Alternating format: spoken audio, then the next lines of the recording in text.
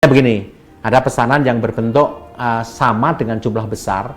Ini kan akhirnya bisa dibuat sampai setengah jadi itu dengan peralatan tambahan tadi, dengan teknologi. Tapi tetap finishingnya, penyelesaiannya ada dengan handmade. Karena ini semua adalah karya handmade. Iya.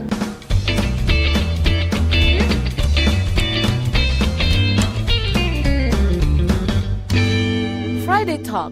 Nah, sekarang giliran kita akan konfirmasi langsung ke BUMDes-nya atau Badan Usaha Milik Desa dari Desa Cepogo ini untuk mengetahui bagaimana teknis dari pengelolaan manajemen BUMDes Desa Cepogo ini bisa berjalan, bisa lancar dan sampai ekspor.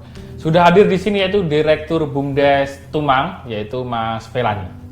Gimana kabarnya, Mas? Alhamdulillah baik, Mas. Nah, Mas Felani, biasanya direktur kan agak ini ya, tua, apa, ini gaul. Iya.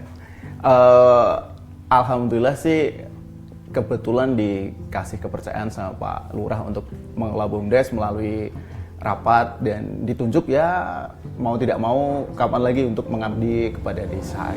Ya jadi mau lah. Asik. Nah, Mas di Desa Cepogo ini kan bagian dari BUMDesnya Tumang sendiri ya, memiliki potensi yang cukup besar Iya. di logam. Bagaimana Mas pengelolaan di BUMDes kan ini 2019 kan cukup baru, Iya. tapi ternyata bisa menekan pengangguran dan bisa membangkitkan potensi dari masyarakat sendiri untuk menjadi pengrajin bahkan menghasilkan logam terbaik di Indonesia. Ini pengelolaannya seperti apa? BUMDes sendiri diawali sebelum pengurus yang baru itu sudah ada BUMDes, tapi beberapa tahun belum berjalan. Setelah rekonstrukturisasi pengurus, kebetulan kita ditunjuk bertiga. Nah, dari awal tuh kita mempunyai konsep mau seperti apa gitu dalam mengelola BUMDes. Nah, kebetulan saya juga sebelum masuk BUMDes ikut tim perencanaan desa. Ya. Nah, kita tahu bagaimana kita bisa tahu jadi potensi dan kelemahan Desa Cepogo. Nah, bagaimana kelemahan itu bisa menjadi peluang dan bagaimana potensi itu bisa untuk terus dikembangkan. Nah, di sini itu rata-rata penduduknya adalah pengrajin. Nah, awal yang kita kelola usaha yang di sini bagaimana bisa mempermudah warga Desa Cepogo dalam melakukan pekerjaannya. Jadi hal yang paling pertama adalah bagaimana mereka, karena kalau pengrajin itu berhubungan dengan uang ya, maksudnya beli bahan baku dan lain sebagainya. Makanya kebetulan ATM jauh, bank jauh, makanya kesempatan itu ya kita ambil, kita buka jasa untuk uang, jadi transfer dan lain sebagainya. Yang dikelola oleh BUMDes sendiri apa Mas? Yang bisnisnya? Yang paling utama sebenarnya adalah yang jadi masalah Desa Cepogo itu adalah sampah pertama kali. Sampah. Iya, makanya dari sampah, dari masalah kita bikin peluang banyak sampah, kita mengelola sampah desa.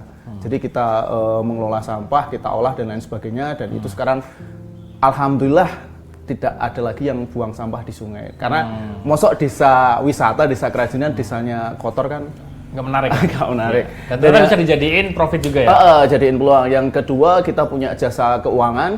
Di situ kita bisa transfer, tarik tunai dan lain sebagainya. Dan itu sangat mempermudah sekali karena sekarang sudah misalnya gajian kan di hari Sabtu. Nah, di hari Jumat tuh pengrajin bos-bosnya itu sekarang sudah mulai Sabtu aku minta duit. Nah, jadi sudah seperti itu. Yang kita buka agen ini, agen pengiriman, kita kerjasama dengan beberapa perusahaan ekspedisi. Nah, itu juga menjadi salah satu usaha andalan kita. Dan usaha yang paling lumayan baru, kita punya Pertasop.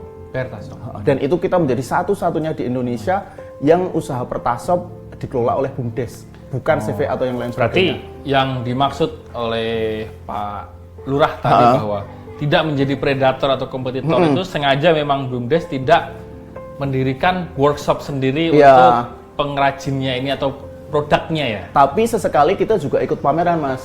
Jadi misalnya kita ada kita misal punya undangan kemana-kemana, selalu kita sertakan, kita kasih nama sekarang itu Mitra BUMDes. Jadi kita rangkul para pengrajin-pengrajin, baik itu pengrajin ukir logam ataupun juga kuliner rumahan. Jadi misalnya ada pameran di mana selalu kita ikut sertakan. Berapa sih Mas omsetnya BUMDes Tumang yang ada di Desa Cepogo ini dalam mengelola bisnisnya tadi, dari pengelolaan pengrajin logam, bahkan sampai radio. Jadi kita itu dimulai dari minus sebenarnya. Minus. Dari minus, kita usaha dari minus. Alhamdulillah di bulan kemarin usaha atau hasil kotornya kita per bulan bisa nyampe sekitar 200-an juta, 190 berapa gitu. 200 juta? Iya. BUMDes ini? Alhamdulillah. Aku pindah aja ya? Menarik nih. Tapi itu kotor Mas, itu hasil kotor segitu. Tapi paling enggak kan dari peluang BUMDes ini kan baru berapa tahun BUMDesnya ya, dan ternyata kan kalau tidak menjadi kompetitor, bisa meningkatkan kesejahteraan masyarakat itu sendiri kan. Nah, tapi bagaimana cara melatih atau mengelolanya untuk pengenalan ke masyarakat ini, apakah lebih ke pemahaman promosinya untuk mengenai masyarakat itu sudah bisa membuat produknya sendiri nih. Tapi kan promosi dan branding kan belum tentu. Nah, apakah menyentuh sampai ke tahap itu BUMDes? Kita awal launching, pertama kali launching BUMDes itu kita di mall. Di mall? Di mall, kita sewa lobby mall di Kota Solo.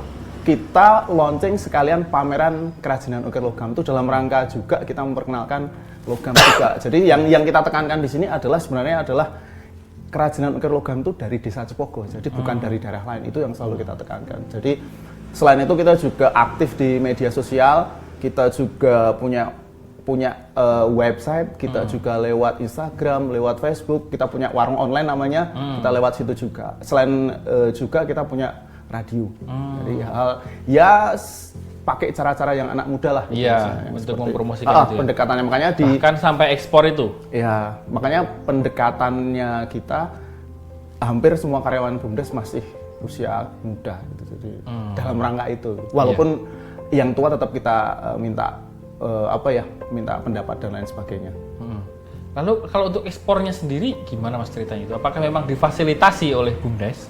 Untuk saat ini belum, tapi sekarang kita seperti yang diomongin Bapak Kepala Desa tadi, kita lagi mengajukan untuk izin untuk BUMDes itu bisa menjadi wadah pengrajin sini untuk ekspor. Jadi pas kita kemarin ke kementerian di Jakarta, kita mengajukan minta itu. Jadi kalau warga mau ekspor barangnya, karena setelah ditelisik dan lain sebagainya itu di sini sudah tangan ketiga. Oh, tangan ketiga. Jadi sudah habis gitu loh maksudnya. Makanya kita bikin biar BUMDes itu bisa menjadi sarana untuk warga memotong rantai tadi lah, bisa menekan harga ya. Menekan harga dan untungnya bisa lebih banyak. Apa Mas program-program ke depan dari BUMDes Desa Cepogo ini untuk pengembangan kesejahteraan masyarakat sendiri dan pengembangan bisnisnya BUMDes sendiri? Kalau pengembangan usahanya kita bikin kantor satu lagi, masih di pelayanan umum dan lain sebagainya. Selain itu juga kita lagi mengolah sampah ini yang lagi kita kejar, karena itu kan lagi isu utama kan sampah, bagaimana sampah itu dikelola, sama juga tadi itu izin ekspor itu kita lagi ke kementerian, semoga bisa di ACC. Jadi mempermudah warga sini untuk ekspor ke luar negeri. Baik, terima kasih Mas Felani sebagai direktur. Saya nggak menyangka loh direktur tapi gaul gitu. Bukan yang sosok biasanya berjas yang itu, tapi ternyata penghasilannya 200 juta sebulan. Kotor Mas. Kotor. Ya kan dari kotor kan ada pengolah sampah bisa dibersihin.